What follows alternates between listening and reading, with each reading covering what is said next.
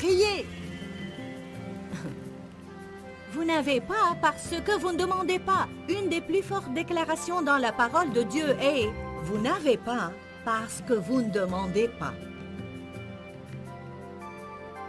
Restez avec nous dans Jouissez de votre vie.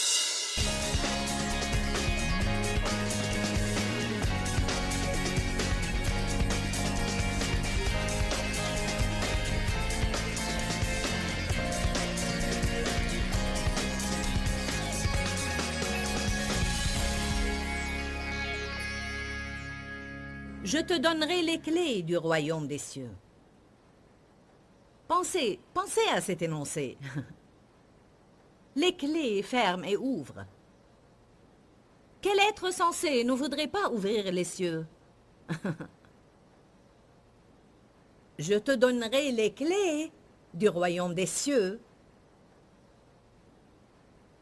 Et quoi que tu lis sur la terre sera lié dans les cieux, et quoi que tu délies sur la terre sera délié dans les cieux. J'aime ce que la Bible amplifiée dit, et je crois qu'elle clarifie les choses. Elle dit, quoi que tu lis sur la terre doit être ce qui a déjà été lié dans les cieux. Quoi que tu lis sur la terre doit être ce qui a déjà été lié dans les cieux. Cela veut dire, en réalité, je te donne le droit et l'autorité d'amener le ciel sur terre. Mon Dieu! Je te donnerai les clés. Pas une clé, mais des clés. Ce soir, nous allons parler des différents genres de prières. Je crois vraiment que chaque genre de prière est une clé qui libère quelque chose dans nos vies ou dans la vie de quelqu'un d'autre. La prière est un grand privilège que nous avons. Pourquoi pensez-vous que Satan la combat tellement? Plus que tout, Satan essaye de vous voler votre temps pour que vous ne puissiez pas prier. Est-ce la vérité? Et même concernant notre foi dans la prière, Satan s'attaque à ça aussi. La plupart du temps, même quand les gens prient, ils finissent par sentir qu'ils n'ont pas fait la bonne chose, qu'ils n'ont pas prié convenablement et n'ont pas eu leur percée. Une des raisons qui fait que les gens ont une grande difficulté dans la prière est que beaucoup de personnes sont tourmentées par un sentiment d'indignité. Nous pensons, je sais que Dieu peut le faire, mais je ne suis pas sûre qu'il le ferait pour moi. Nous allons parler de tout cela parce que je veux que vous sachiez que la prière est un des plus grands privilèges que Dieu vous a donnés. Jésus a dit à ses disciples, quand je m'en irai, vous n'avez plus à me demander quoi que ce soit. Et vous pouvez aller directement chez mon Père en mon nom. Et quoi que vous demandiez, cela c'est on est en accord avec la volonté de Dieu. Par exemple, Jésus a dit que si nous demeurons en lui, si vous demeurez en moi et ma parole demeure en vous, alors vous pouvez demander tout ce que vous voulez et je vous exaucerai. Mon Dieu, quel genre de déclaration est-ce? Cette action de demeurer est la clé. Il dit, si vous développez une relation intime et personnelle avec moi, je vous dis aujourd'hui que vous pouvez avoir une intimité avec Dieu. Il ne nous offre pas une religion. Il nous offre une relation personnelle et intime avec lui. Où Dieu dit, je veux être inclus dans tout ce que vous faites. Je suis intéressé par tout ce qui vous intéresse. Je suis concerné par tout ce qui vous concerne. Et voilà comment vous pouvez m'inclure. Priez. Vous n'avez pas parce que vous ne demandez pas. Une des plus fortes déclarations dans la parole de Dieu est, vous n'avez pas parce que vous ne demandez pas. Je n'oublierai jamais la femme qui s'est avancée d'un air penaud vers l'estrade, il y a des années de cela, quand mes réunions étaient encore assez restreintes et je pouvais prier pour tout le monde à la fin des réunions. Je ne peux plus le faire maintenant. Je prie à partir de l'estrade et ça marche. Alors elle m'a dit, Joyce, je priais pour les gens et quand ce fut son tour, elle m'a dit, Joyce, est-ce que je peux demander 2 choses. J'ai pensé que c'était malheureux, parce que voilà une femme qui pense qu'elle dérangerait Dieu en demandant 2 choses. Vous n'avez pas parce que vous ne demandez pas.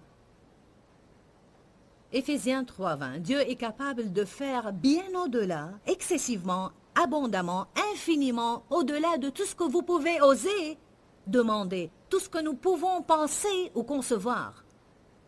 Bien au-delà de vos prières les plus folles. Mais il faut que nous commencions à oser demander, n'est-ce pas? Comment devons-nous nous approcher du trône? Sûrement pas avec un esprit de peur, avec assurance. Comment est-ce qu'une personne qui se croit sans valeur peut s'approcher avec assurance? Voilà exactement pourquoi, avant de pouvoir prier comme il faut, vous devez comprendre le message sur votre justice à travers Jésus. En fait, la supplication fervente d'un homme juste a beaucoup de puissance et aussi une grande efficacité. C'est vrai, j'aime cela. J'aime prier pour les gens parce que je sens que je libère la puissance de Dieu. Ce que les autres en font est leur affaire, mais moi je veux donner à Dieu la possibilité de faire quelque chose. Quand nous prions, nous donnons la possibilité à Dieu de travailler dans notre vie ou dans la vie de quelqu'un d'autre. Si nous comprenions la prière,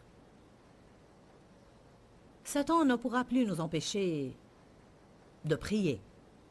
J'ai lu récemment quelque chose qui disait: le meilleur moyen de communication avec le ciel est le courrier génétique.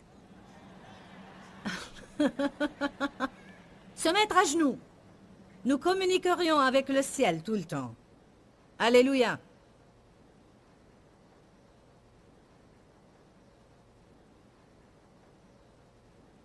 Je te donnerai les clés du royaume. Quoi que tu lis sera lié, quoi que tu délies sera délié. Éphésiens 6, verset 18.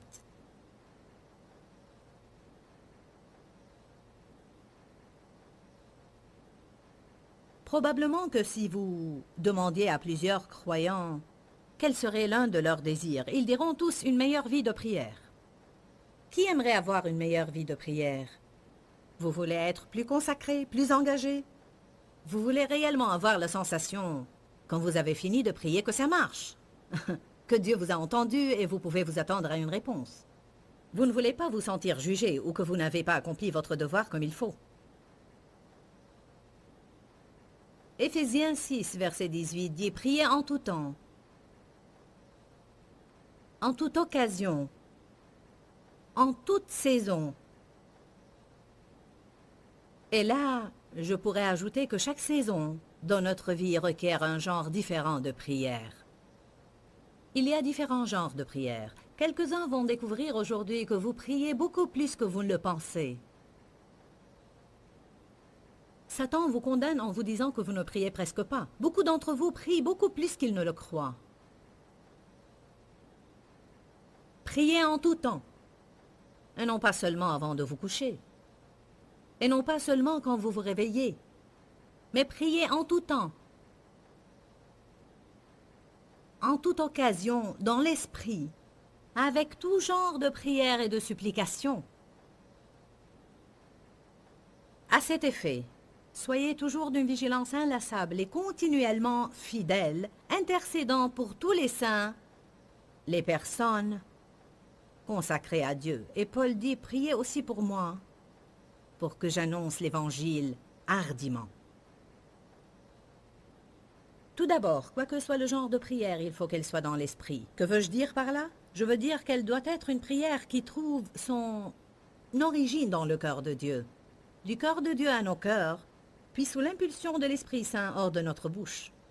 Passez le stade où vous priez vos propres prières en demandant ce que vous désirez pour les autres. Une des choses que je désire partager avec vous est que la prière est réellement plus effective que ça. Et c'est surprenant, tout ce que le Seigneur peut vous mettre à cœur de prier pour des individus, si vous prenez le temps d'attendre juste un petit peu. C'est incroyable ce que le Seigneur peut vous mettre à cœur de prier. Vous savez, parfois une personne donnée vous vient à l'esprit. Je veux dire, vous savez, Seigneur, bénis Charlie et Gilles. C'est sûrement mieux que rien, mais je pense qu'on pourrait s'élever au-delà des généralités. Seigneur, j'ai Charlie et Gilles à cœur ce soir. Ou Joyce me vient à l'esprit aujourd'hui. Comment je peux prier pour elle? Vous seriez surpris de ce que Dieu peut vous mettre à cœur. Si vous écoutiez pour une minute, je pense qu'une des raisons pour laquelle nous nous sentons non accomplis dans la prière, ou après avoir prié, nous nous sentons non accomplis ou incomplets, parce que nous passons beaucoup de temps en priant nos prières. Je vous dis que si je prie mes prières, je peux prier 15 minutes pour quelque chose et me sentir non accompli. Si je prie les prières de Dieu, je peux prier 2 phrases et me sentir satisfaite. Ne pensez pas que vous n'avez pas le temps d'attendre le Seigneur dans la prière parce que ces quelques moments d'attente vont avoir plus d'effet qu'essayer de provoquer quelque chose par la chair. Nous pouvons sentir dans notre esprit, même si nous ne comprenons pas réellement tout le temps ce que nous ressentons, nous pouvons sentir dans notre esprit quand nous prions les bonnes prières et quand nous ne le faisons pas. Souvent, nous prions ce que nous pensons que nous devons prier ou ce qui semble être la bonne chose à prier. J'apprends personnellement de plus en plus que si seulement, que ce soit mes enfants ou mon mari, moi-même, mon ministère ou quoi que ce soit, si seulement je prenais quelques minutes pour dire « Ok Seigneur, j'ai ceci à cœur, qu'essayes-tu vraiment de me dire? Montre-moi comment tu veux que je prie. » D'habitude, après quelques secondes, des idées commencent à me venir à la tête. Certaines façons de prier, et vite je me sens satisfaite parce que je prie dans l'esprit. Vous comprenez? Vous vous êtes inscrit dans un collège biblique ce week-end même, et vous allez prendre un cours sur la prière. Ok, ça vous va? Le mystère de la prière. Pourquoi on l'appelle un mystère? J'espère pouvoir communiquer cela.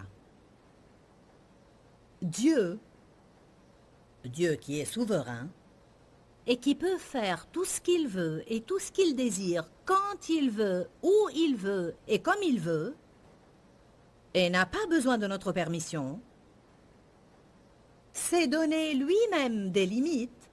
Il a lui-même mis en effet une loi qu'il tient et respecte, qui dit simplement « Il ne fera rien sur terre à moins que quelqu'un le lui demande ».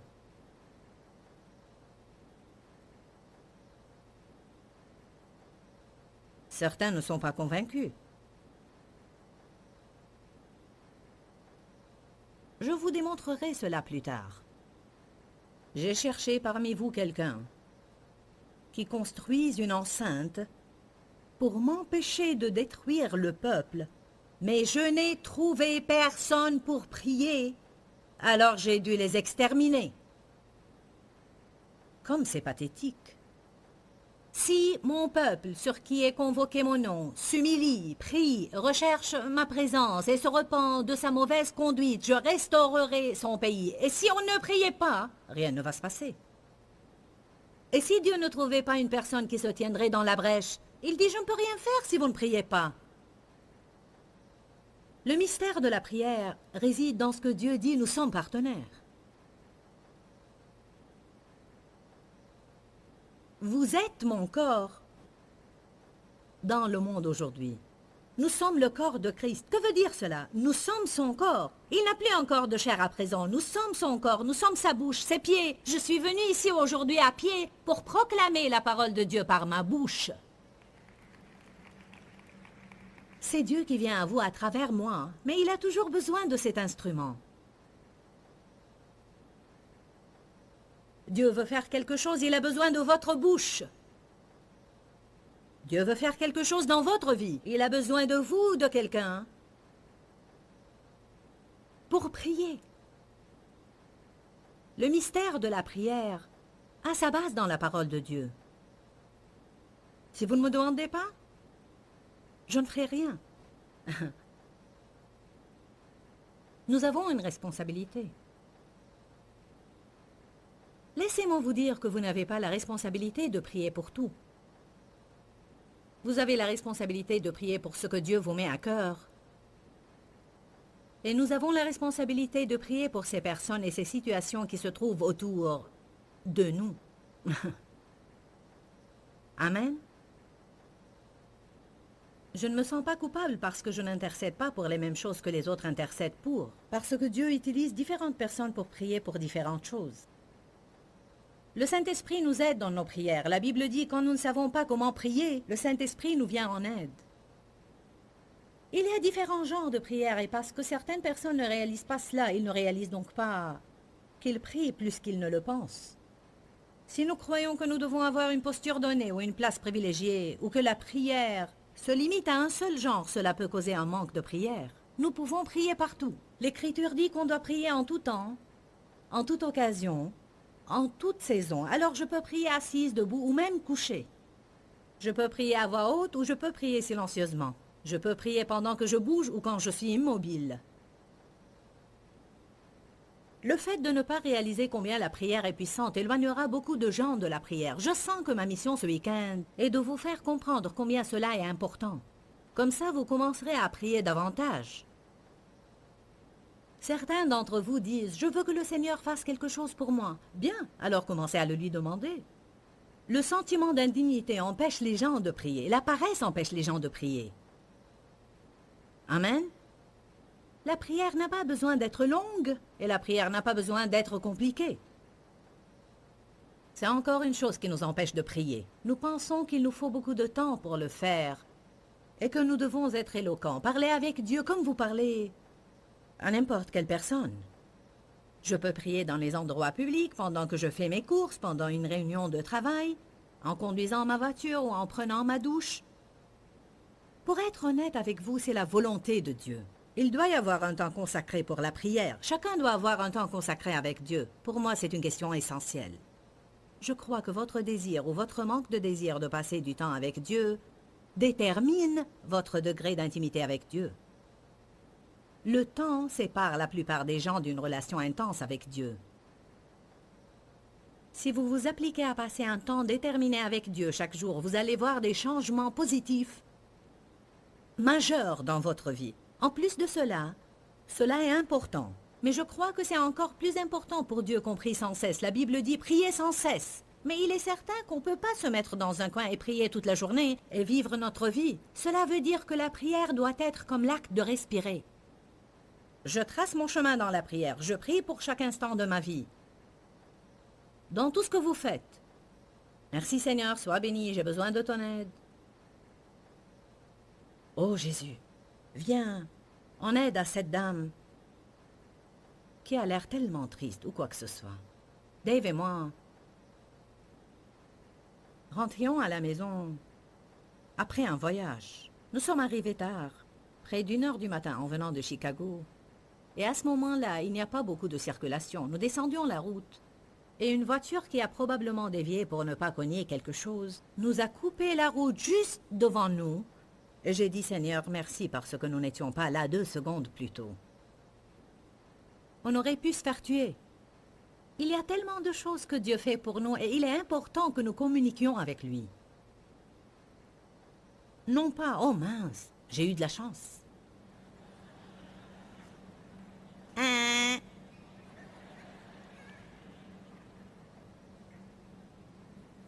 Nous offrons différents genres de prières pour différentes occasions et pour différentes saisons aussi. Une saison pleine de joie requiert un genre de prière et une saison triste requiert un autre genre de prière. La Bible a beaucoup à nous apprendre sur les différents genres de prières. Nous allons commencer par la louange, l'adoration et les actions de grâce. La louange, l'adoration et les actions de grâce. Une des catégories les plus puissantes de la prière est la louange, l'adoration et les actions de grâce. Je vais vous faire une suggestion. Je n'essaie pas d'instaurer ou d'imposer une nouvelle loi ou une nouvelle règle. Mais c'est quelque chose vers lequel le Seigneur me guide dernièrement. Et quand il me guide vers quelque chose, je le partage avec vous. Essayez de commencer et terminer chaque jour à genoux. Même si c'est pour quelques minutes. J'ai senti que Dieu me mettait ça à cœur. Commencez chaque journée à genoux et terminez là à genoux. Juste pour quelques minutes en remerciant Dieu et en louant Dieu. Aide-moi pendant ce jour, protège-moi cette nuit. Je m'agenouille très simplement près de mon lit en demandant à Dieu de me donner une bonne nuit de repos et des rêves de lui. Je ne veux pas rêver de choses stupides, alors je demande à Dieu, chaque jour, si je vais rêver, fais que je rêve de toi. Et j'ai remarqué que j'ai maintenant un sommeil plus profond. Je vais vous dire ce qui est important dans l'agenouillement et vous allez découvrir que c'est une posture d'adoration. En fait, je ne peux pas rester longtemps sur mes genoux parce que ça me fait mal. Ça me fait mal. Surtout ne m'envoyez pas des coussinets pour genoux, j'en ai déjà. Je dois vous dire cela parce que tout le monde veut m'aider. Elle a mal aux genoux, on va lui envoyer des coussinets. J'en ai déjà. Gloire à Dieu. Et j'en suis reconnaissante. Vous n'avez pas à le faire longuement. Nous pensons que tout doit prendre du temps. Je vais vous dire qui ça affecte quand vous vous agenouillez. Le diable déteste cela. Et ça nous affecte positivement de nous agenouiller car c'est une attitude d'humilité. Ça veut dire, j'ai besoin de toi, Seigneur. Je ne peux pas vivre sans toi. Je ne peux rien faire sans toi. Quand Satan vous voit en train de louer, il ne peut pas savoir ce que vous pensez. Mais quand il vous voit à genoux, ou quand il vous voit les bras levés au ciel à louer le Seigneur, ou il vous voit plein de joie, il devient tout nerveux. Ils sont en train d'adorer. Vous savez pourquoi il déteste ça? Parce qu'il était l'ange en charge de l'adoration. Son corps était formé d'instruments de musique. L'archange Lucifer. Naturellement, il n'aime pas que vous preniez sa position. Il est vraiment difficile de définir la louange et les actions de grâce séparément. L'adoration entre dans une autre catégorie, mais d'habitude, et rien que pour simplifier les choses, je dis que nous louons Dieu pour ce qu'il a fait, ce qu'il fait et ce qu'il va faire, et nous adorons Dieu pour qui il est. La louange est en rapport avec les actions de Dieu et l'adoration est en rapport avec la personne de Dieu. Moi, personnellement, je trouve ça très intéressant. Laissez-moi vous dire ce que le dictionnaire Vines hébreu-grec dit. C'est intéressant. Dans le dictionnaire Vines hébreu-grec, il est écrit « L'adoration n'est définie nulle part dans les Écritures ». Vous savez pourquoi elle n'est pas définie? Parce qu'on ne peut pas la définir. Je crois que c'est profond. En effet, c'est quelque chose qui jaillit du fond de notre âme. Et c'est tellement précieux. Et c'est divin. C'est quelque chose qui jaillit de nous envers le Seigneur éternel. Un amour que nous ne pouvons même pas exprimer par des paroles.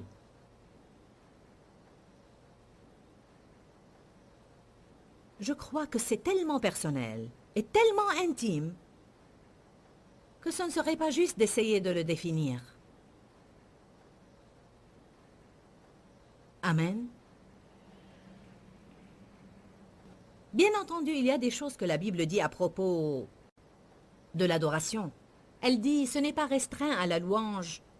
Et dans le sens large, ça peut être considéré comme une reconnaissance de la nature de Dieu, ses attributs, ses voix et ses titres. Ça peut aussi vouloir dire servir ou rendre service. L'adoration est souvent traduite par un agenouillement. Mais je trouve intéressant que la définition commence en disant « Nous allons essayer de définir l'adoration, mais je vous dis que personne ne peut la définir, parce qu'elle n'est définie nulle part dans la Bible. » Nous voulons tous savoir comment prier avec des prières puissantes. Et chacun veut avoir cette sensation d'accomplissement après avoir prié, où il sent vraiment que sa prière a été bénéfique. Et cet enseignement sur la prière va être réellement puissant parce que je pense que beaucoup de gens passent du temps dans la prière, mais ne croient pas vraiment que leurs prières sont efficaces. On peut prier de différentes façons, comme vous avez pu le constater aujourd'hui. Nous n'avons pas à prendre une posture donnée à un moment précis. La prière peut devenir comme la respiration. Et la prière est réellement un mystère. Pourquoi un Dieu omnipotent, omniscient, a-t-il besoin que des personnes prient? Pourquoi il ne fait pas ce qu'il désire faire sans notre prière? Eh bien, il a choisi de travailler à travers nos prières de foi.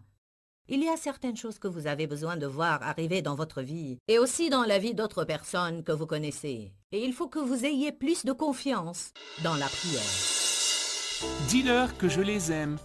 Dans ce livret, Joyce Meyer donne une révélation de l'amour de Dieu pour nous. Pour obtenir ce livret gratuitement, écrivez-nous à Joyce Meyer, boîte postale 40095-6300 Larnaca, Chypre. Ou bien visitez notre site web www.joycemeyerme.org/fr.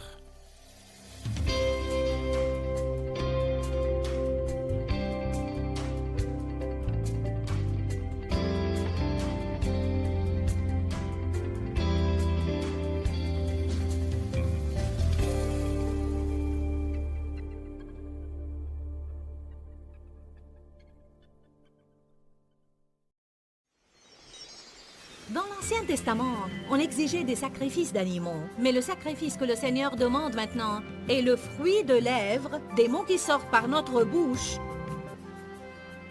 qui s'élèvent devant le trône, tout comme des sacrifices d'animaux. Le fumet, l'odeur... Restez avec nous dans Jouissez de votre vie.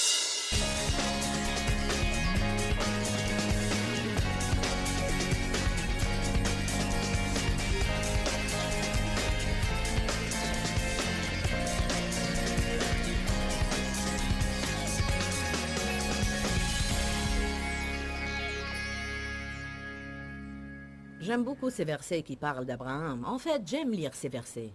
J'aime aussi les enseigner aux gens. La louange et l'adoration peuvent vous libérer de la peur, du doute et de l'incroyance. Romains 4,18. Abraham, espérant, contre toute espérance, crut et par la foi devint père d'une multitude de peuples. Il n'avait aucune raison d'espérer, mais il espéra. C'est d'une foi sans défaillance qu'il considéra son corps impotent et déjà mort. Il regarda ses circonstances, mais malgré cela, il ne s'est pas rendu. Son corps était impotent parce qu'il avait 100 ans, et quand il regarda le sein de Sarah, mort également, il ne perdit pas foi et ne douta pas de la promesse de Dieu. Mais sans hésitation, appuyé sur la promesse de Dieu, avec une foi puissante, il a fait quoi alors? Il loua et adora le Seigneur éternel et lui rendit gloire. Que se passe-t-il quand on loue Dieu? On devient fort. Notre foi grandit et ces choses qui s'élèvent contre nous en essayant de nous réprimer se dissipent parce que nous avons loué Dieu. C'est pour ça que nous avons besoin de la louange, de l'adoration et de cette musique céleste. Vous devez apprendre ces chants. Et chaque fois que vous avez l'occasion de louer et adorer Dieu, vous devez la saisir. Est-ce que je dis la vérité?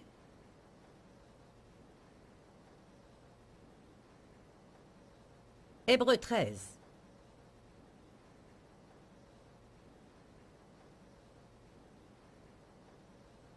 Verset 15.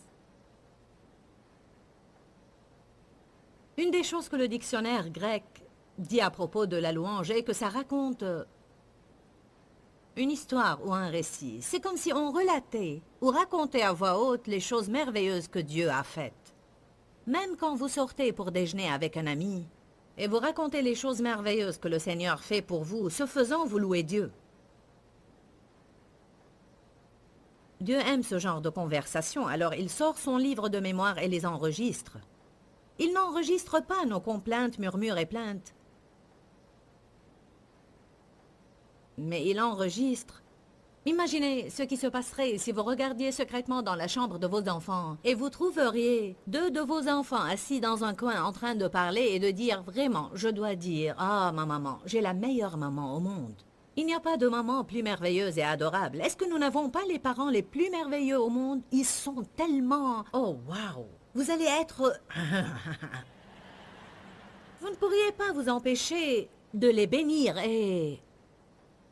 Même si vous les surpreniez en train de dire « J'en ai marre de papa et maman, ils ne font jamais rien pour nous. Gna, gna, gna, gna, gna, gna. Je crois qu'ils doivent faire ceci, ils doivent faire cela. » La même chose, exactement la même chose. Nous sommes les enfants de Dieu. Qu'est-ce qu'il aimerait nous entendre dire? Combien il est merveilleux, combien il est bon, ce qu'il a fait, ce qu'il peut faire, ce qu'il est probablement en train de faire et qu'on n'a pas encore vu.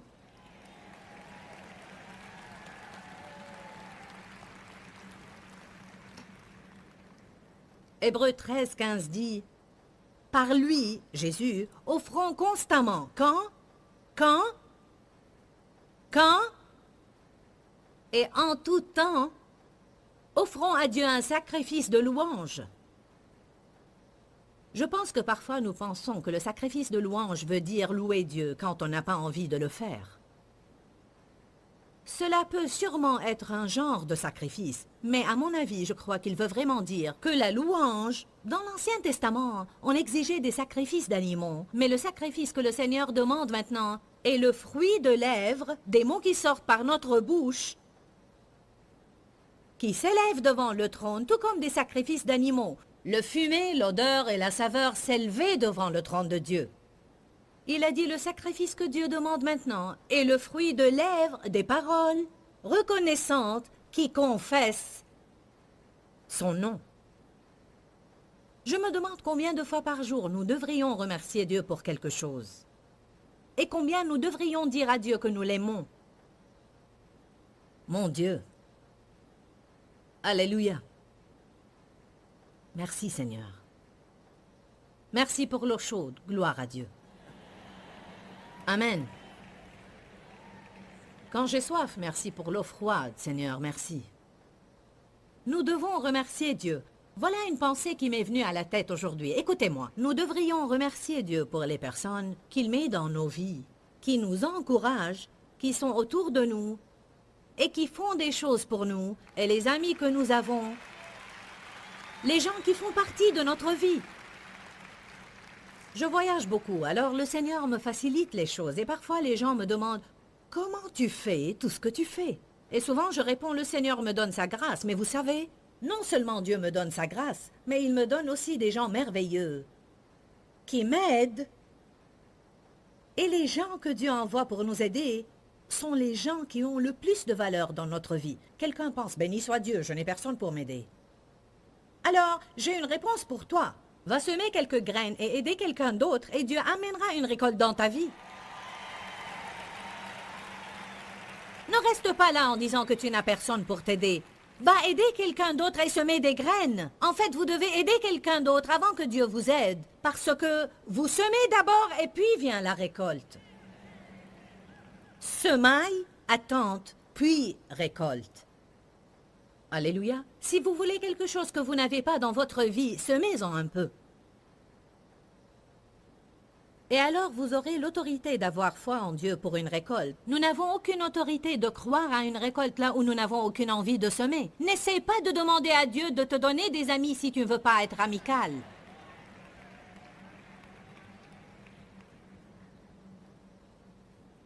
J'ai une jeune fille qui fait partie de notre équipe de voyage et elle arrive quelques heures avant nous dans les villes que nous visitons, et un camion nous devance en amenant toutes nos affaires à Dave et moi. Nous avons un système propre, nous avons tout emballé dans des caisses, et nos vêtements vont avec. Je suis en voyage tout le temps, alors je prends même ma cafetière. Si je dois vivre pratiquement en tour, je veux avoir ce que je veux pendant que j'y suis. Alors ils embarquent tout et débarquent tout. Amen. J'emmène avec moi même mon matelas de mousse au cas où les lits sont durs. J'ai mon système. Quand je suis en tournée, j'ai tout. Tout ce dont on peut avoir besoin, j'ai. Alors, elle arrive toujours avant moi et elle déballe toutes les affaires pour qu'on arrive à notre hôtel et que tout soit prêt. Et c'est comme si j'étais à la maison. Aujourd'hui, j'ai pensé, « Oh Seigneur, merci beaucoup pour Eva. Seigneur, je te suis reconnaissante. Nous ne devons pas seulement jouir de ce que Dieu nous donne et ne pas le prendre pour donner. Nous devons remercier Dieu pour les personnes qu'il a placées et positionnées dans nos vies. Et vous savez, une personne qui remercie est une personne qui se positionne de façon, écoutez-moi, à recevoir davantage. Si vous ne savez pas remercier pour ce que vous avez, pourquoi est-ce que Dieu va vous donner plus? Philippiens 4, verset 6 dit « Ne vous inquiétez de rien, mais en toutes circonstances, dans la prière et avec un cœur reconnaissant, demandez à Dieu ce dont vous avez besoin. » Quand nous prions, nous devons prier avec un cœur reconnaissant. Non en murmurant ou se plaignant, mais avec reconnaissance. En tout temps et constamment, offrons à Dieu un sacrifice de louange. J'avais dit que la louange vous débarrassera du doute et de l'incroyance. Si vous chantez des chants de louange, vous serez encouragé. L'esprit de peur sera repoussé. Pratiquez cela à la maison.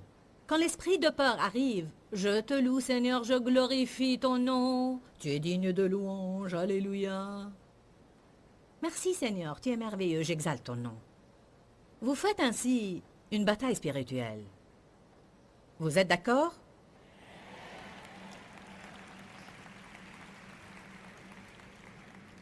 L'évangile de Jean, chapitre 4, verset 23, dit « Dieu cherche de sincères et véritables adorateurs qui l'adoreront. » C'est intéressant, il ne veut pas n'importe qui pour l'adorer. Il veut de véritables adorateurs qui l'adorent. C'est malheureux, je crois, qu'il soit écrit dans la Bible que Dieu les recherche. Je pense vraiment qu'il est malheureux qu'il ait à les chercher. Je crois qu'il devrait y avoir une abondance.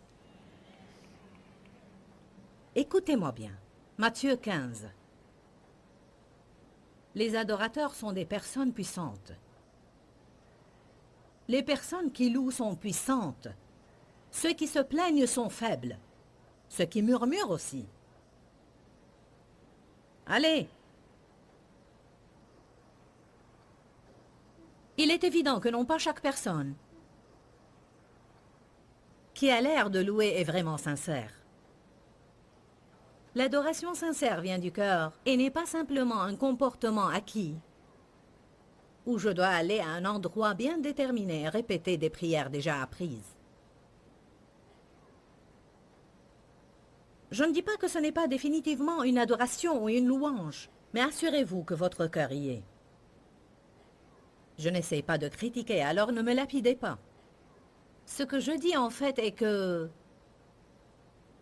si vous utilisez des livres de prière ou que votre église est de celle où il y a une certaine liturgie, où vous lisez la même chose tous les dimanches matins, alors vous devez vous assurer que votre cœur y est. Sinon, ça devient « je peux réciter le Notre Père et ne pas penser à ce que je fais ».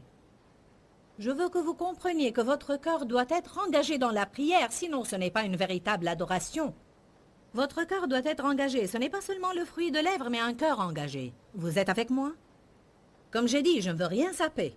Sûrement que vous pouvez louer Dieu de cette manière. Le Notre Père est une prière merveilleuse, mais je peux répéter cette prière et ne même pas penser à ce que je fais, et parfois je me prends à faire cela. Notre Père qui es aux cieux, que ton nom soit sanctifié, que ton règne vienne... Attends une minute, attends.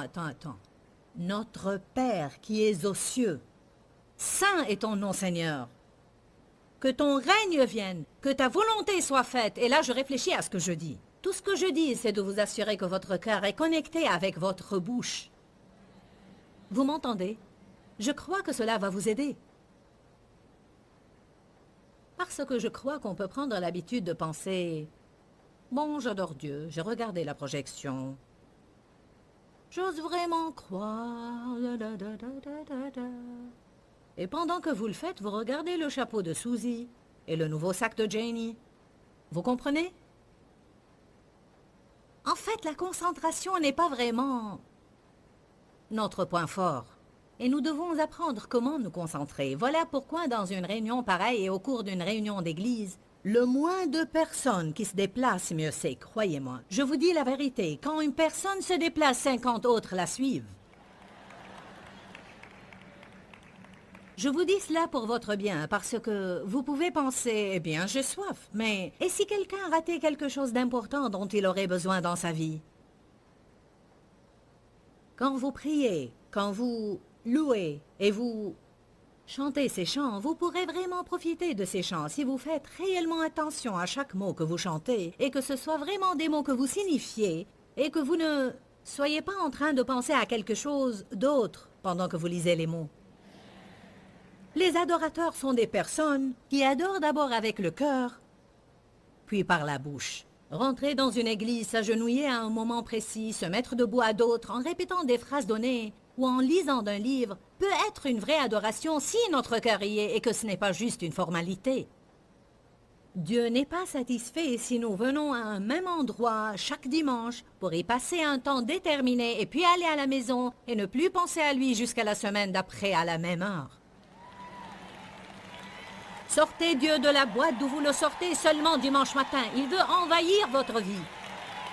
Vous m'entendez? Dieu veut vous faire revivre par le Saint-Esprit. Il veut être présent dans votre lundi, mardi, mercredi, jeudi, vendredi et samedi. Il veut s'immiscer dans vos finances, votre façon de vous habiller, vos loisirs, vos relations, vos pensées, vos paroles. Il y a une grande différence entre ce que le monde entend quand il parle de religion et entre ce que la Bible dit quand elle parle de relations personnelles et intimes et adorateurs qui adorent Dieu de tout leur cœur. C'est là seulement que vous avez le feu de Dieu dans votre vie et c'est là que vous serez enthousiasmé et consumé par votre relation avec Dieu quand c'est plus pour vous qu'une série de cérémonies. Je veux dire que les gens peuvent aimer Dieu et suivre.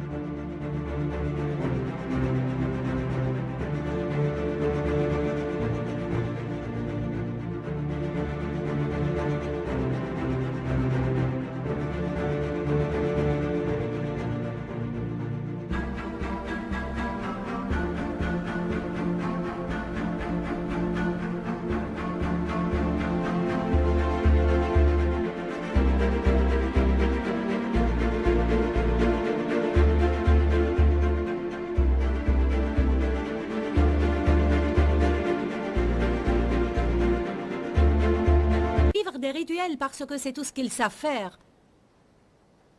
Mais Dieu veut être inclus dans tout ce que vous faites. Il veut que vous priez sans cesse. Il veut que vous lui parliez de tout et de rien, partout et en tout lieu, tout le temps et n'importe quand. Matthieu 15, 6.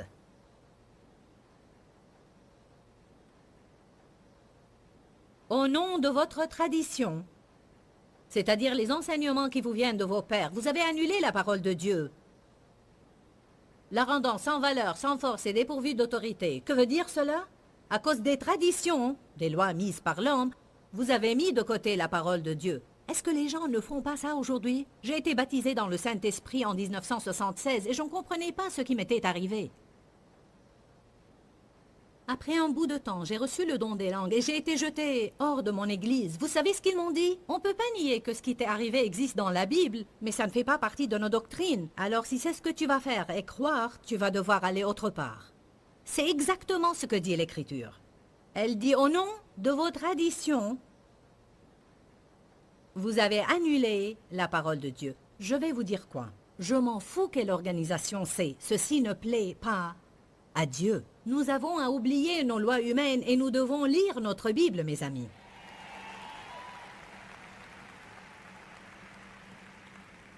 Tellement de gens croient à tellement de choses différentes. Qui a raison? Personne n'a raison à 100%.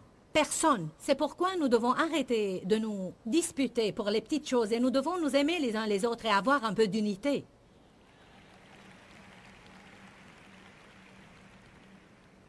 Matthieu 15, 7. Hypocrite, Ésaïe a bien raison et a bien prophétisé de vous quand il a dit « Ce peuple s'approche de moi avec des paroles et me loue des lèvres seulement, mais leur cœur se tient à distance de moi. Vain est le culte qu'ils me rendent. Les doctrines qu'ils enseignent ne sont que préceptes humains. Je ne veux pas que ma louange et mon adoration soient vaines, alors je dois et je veux apprendre à engager mon cœur. » Vous êtes avec moi? Amen. Je me demande parfois, si même au début de notre culte, si toute personne dans le bâtiment faisait vraiment attention et avait leur cœur fixé sur Dieu, je me demande quelle gloire se poserait sur cet endroit. C'est une chose qu'on devrait apprendre aux gens. Vous venez à une réunion pareille, vous essayez de voir qui est là, qu'est-ce qui se passe. On regarde partout et on chante les chants. Mais si chaque personne, réellement, je veux dire, si la louange et l'adoration jaillissaient de notre cœur, je ne peux même pas imaginer la gloire qui se poserait là. Nous avons expérimenté un petit peu cela ce soir. Mais je crois que la gloire peut devenir plus forte et plus forte et plus forte. Qu'est-ce qui se passe quand nous nous tenons dans la gloire? Des miracles ont lieu, des gens sont guéris, des vies sont changées. Regardez ces gens qui ont été sauvés. Et tout ce que j'ai dit, c'est, si vous êtes pécheurs aliénés avec Dieu, venez. Nous avons eu plus d'une centaine qui se sont approchés et ont donné leur vie au Seigneur. Et cela sans aucune supplication. Seulement venez. Car quand la gloire de Dieu est présente, les gens sont interpellés de l'intérieur. Nous ne mettons pas de pression extérieure sur eux. Ils sont interpellés dans leur fort intérieur. Attention, je commence à être surexcité.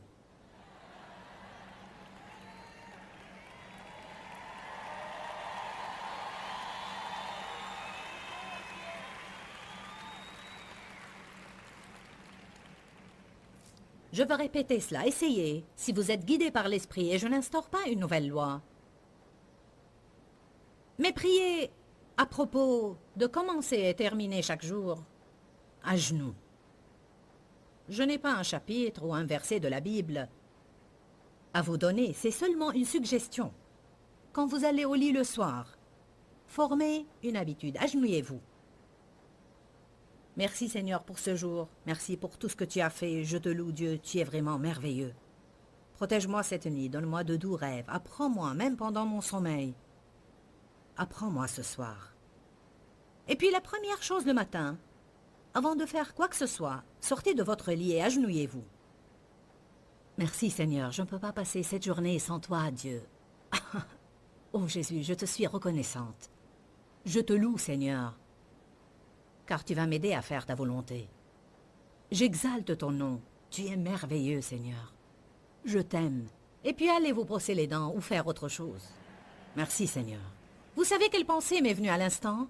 Quel privilège d'être, grâce à notre programme télévisé, 2,5 milliards de personnes regardent le programme. Je sais qu'ils ne regardent pas tous en même temps, mais sûrement qu'au moins plusieurs centaines de millions viennent de m'entendre dire « Commencez et terminez chaque jour à genoux ». Qu'est-ce qui se passerait dans le monde si ces choses commençaient à avoir lieu? Hein? Wow! Alléluia! Ouh! Qu'est-ce qui se passerait si 5 millions de personnes de plus se levaient chaque matin et descendaient à genoux? Je te loue, Seigneur, je t'exalte. Allez, mes amis!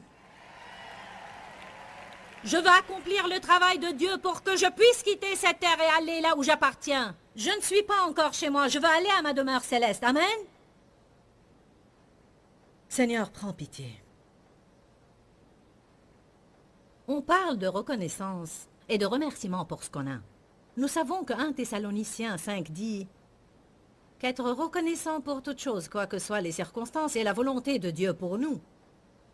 Mais Dieu, tout récemment, en fait seulement il y a 2 jours, m'a montré quelque chose.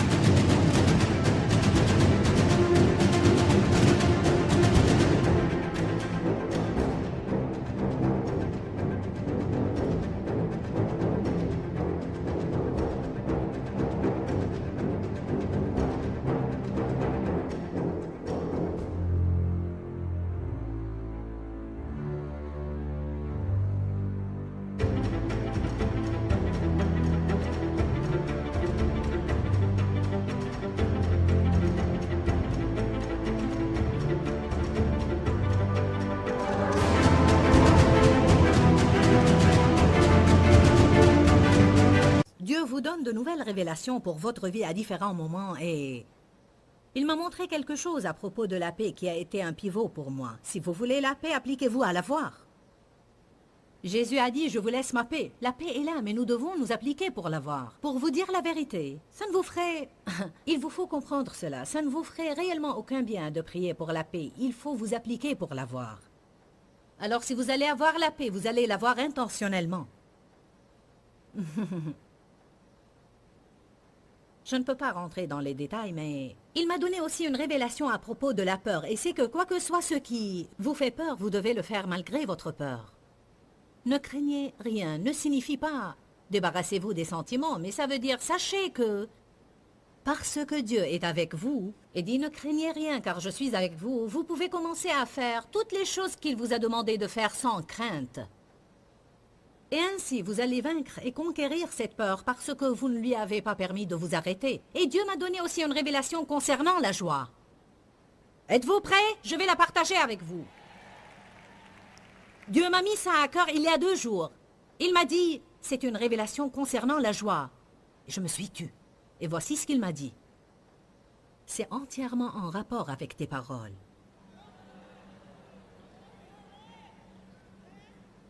Vous ne me croyez pas, n'est-ce pas? La joie de l'Éternel est en nous. Mais elle est libérée quand nous disons ce qui est juste. Et elle est empêchée quand nous disons de mauvaises choses. J'ai dit, la joie de l'Éternel est en rapport avec nos paroles.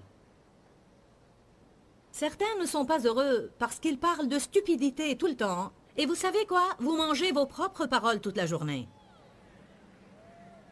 Toute la journée, vous mangez vos propres paroles.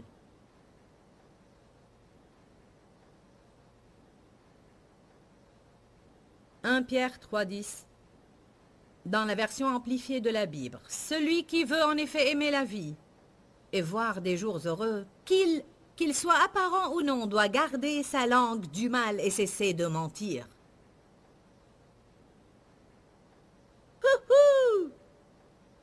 Je m'amuse trop pour me soucier de la vérité.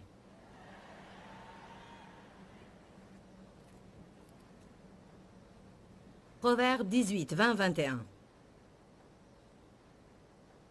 Si vous avez fait des kilomètres et vous avez compris ce que j'ai dit, alors votre voyage a été fructueux. J'ai dit, votre joie est en relation directe avec vos paroles. Ce n'est pas étonnant que Dieu nous dise de garder notre bouche remplie de louanges, d'adoration et de reconnaissance, et que la Bible dise « Ne vous enivrez pas de vin, mais soyez remplis du Saint-Esprit, en vous récitant toujours des psaumes, des hymnes et des cantiques inspirés, chantez et célébrez. »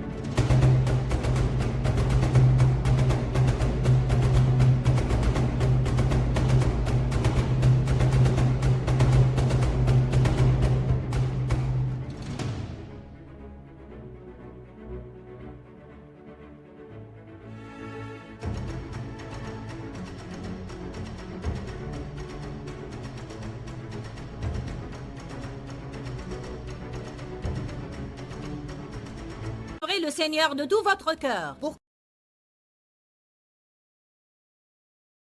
Nous voulons tous savoir comment prier avec des prières puissantes. Et chacun veut avoir cette sensation d'accomplissement après avoir prié, où il sent vraiment que sa prière a été bénéfique. Et cet enseignement sur la prière va être réellement puissant parce que je pense que beaucoup de gens passent du temps dans la prière, mais ne croient pas vraiment que leurs prières sont efficaces. On peut prier de différentes façons, comme vous avez pu le constater aujourd'hui. Nous n'avons pas à prendre une posture donnée à un moment précis. La prière peut devenir comme la respiration. Et la prière est réellement un mystère. Pourquoi un Dieu omnipotent, omniscient, a-t-il besoin que des personnes prient? Pourquoi il ne fait pas ce qu'il désire faire sans notre prière? Eh bien, il a choisi de travailler à travers nos prières de foi. Dis-leur que je les aime. Dans ce livret, Joyce Meyer donne une révélation de l'amour de Dieu pour nous. Pour obtenir ce livret gratuitement, écrivez-nous à Joyce Meyer, boîte postale 40095-6300 Larnaca, Chypre. Ou bien visitez notre site web www.joycemeyerme.org/fr.